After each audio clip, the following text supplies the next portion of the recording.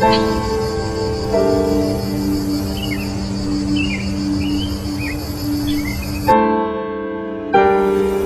vous nous suivez sur Caradisiac, les roteurs anglais vous connaissez. Caterham CSR 260, Caterham Sigma 120, 155, R300, on les a toutes faites. Pour la 4e virée Caradisiac de l'histoire, on a décidé de changer un peu. Westfield FW 300.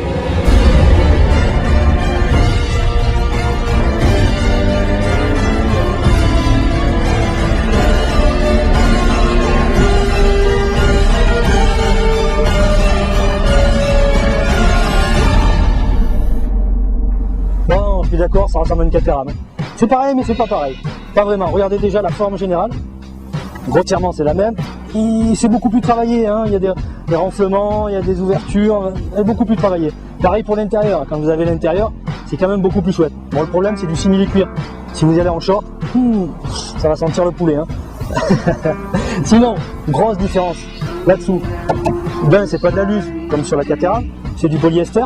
Mais on a un 4 cylindres, 1,6 litre turbo Opel, c'est celui de la Corsa OPC, 192 chevaux, 265 Nm. Théoriquement, on ne devrait pas se traîner sur la route. Sinon, ce modèle particulier, c'est la Redline. Ça a été fabriqué par l'importateur français, c'est lui qui a décidé des options à mettre dessus. Donc, qu'est-ce qu'elle a de spécifique? Elle a un différentiel à glissement limité à l'arrière, elle a des Toyo, vous vous rappelez la Mégane R26R? C'est les mêmes pneus. Donc, des Toyo là-dessus, qui cachent quoi? Des étriers de frein rouges. Ils en sont fiers chez Westfield, on ne sait pas pourquoi, mais ils en sont fiers. Et ensuite, on a des barres anti-roulis qui sont là aussi. Tous les amortisseurs sont réglables. Les 4 roues sont à suspension indépendante. Et vous avez donc sur le papier une auto qui, théoriquement, est meilleure qu'une Caterham. La Westfield impose des choix dans la vie.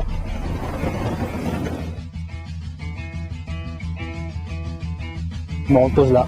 En fait, il faut avoir de la pelouse à côté. Et là, ma valise.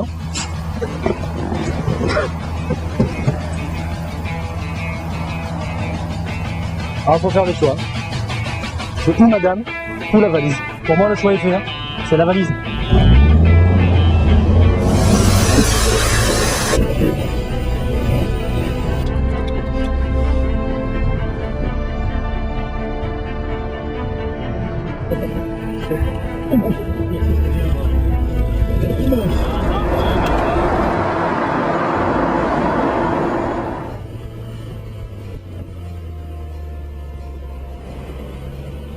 Séance capotage.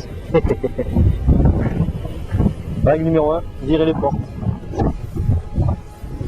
Règle numéro 2, trouver la capote. Il faut de la pelouse, je vous l'avais dit.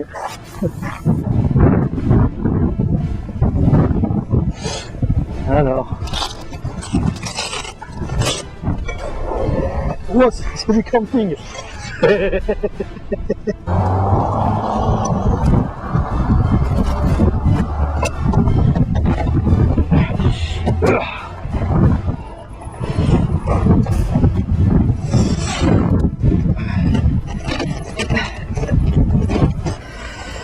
Alors sincèrement, on dirait mes jeans quand je les repasse pas. On est dans les bouchons. Ça cuit. Les pieds cuisent, la tête cuit, les cuisses cuisent. Tout cuit.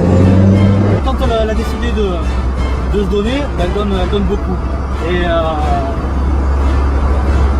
quand on la laisse faire, il y a une chose qui arrive très très vite. Ouais, en fait, c'est le circuit. C'est une mono. C'est une biplace là, c'est certes, c'est une biplace. Mais dans les gènes, c'est une monoplace. On a les roues extérieures, on les voit face à nous. On a envie de coller sa roue avant gauche, sa roue avant droite à la corde de la première courbe venue. Donc, si vous la laissez faire, immanquablement, vous allez finir sur le circuit.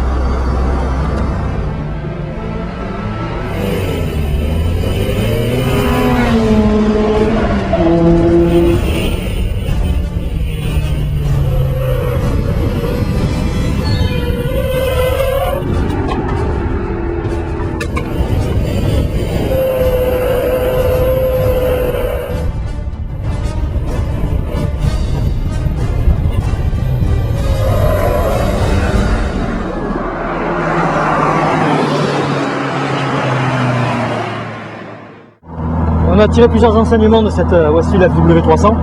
Si vous aimez aller sur la piste, il faut choisir les Toyo les 888 là. Là on a les R1, ils sont adaptés à la route mais ils ont du mal sur la piste. Hein. Les suspensions sont réglables, il faut toucher les suspensions pour rouler bien sur la piste. Sinon vous sous-virez comme une vache et la voiture s'inscrit jamais dans les courbes.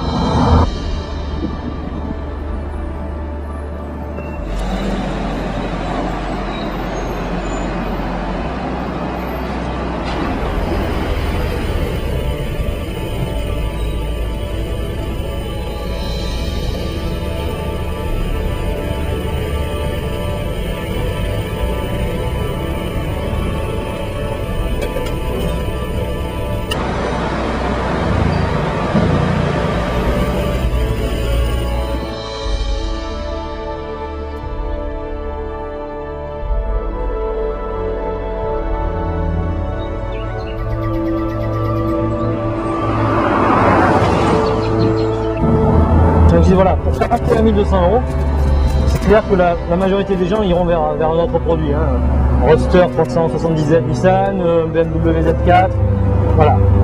Il y a une image, il y a tout. Mais bon, pour ceux qui considèrent l'automobile comme autre chose qu'un ustensile, et 20% du temps où on ne souffre pas, eh ben on se constitue des souvenirs. Et quand on l'aura vendu dans quelques années, eh ben on continuera à le raconter à ses amis. Alors voilà, la Westfield c'est quoi? C'est une auto pour les croyants, pas des religieux, pas des extrémistes, des croyants tout simplement. Il faut croire en la voiture, accepter ses défauts, aimer un peu couper. C'est pour ça que je pense que quelques motards apprécieraient ce genre de voiture.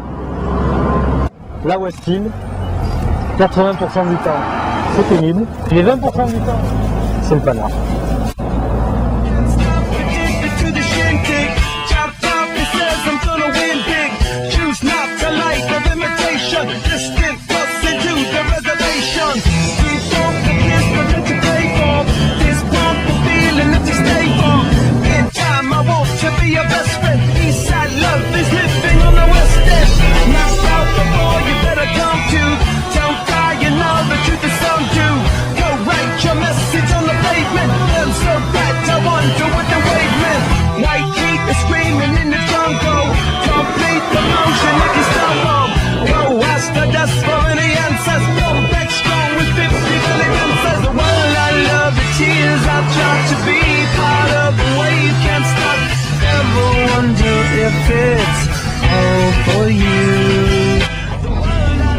Ah, j'ai trouvé un surnom à la voiture, hein. C'est Papillon.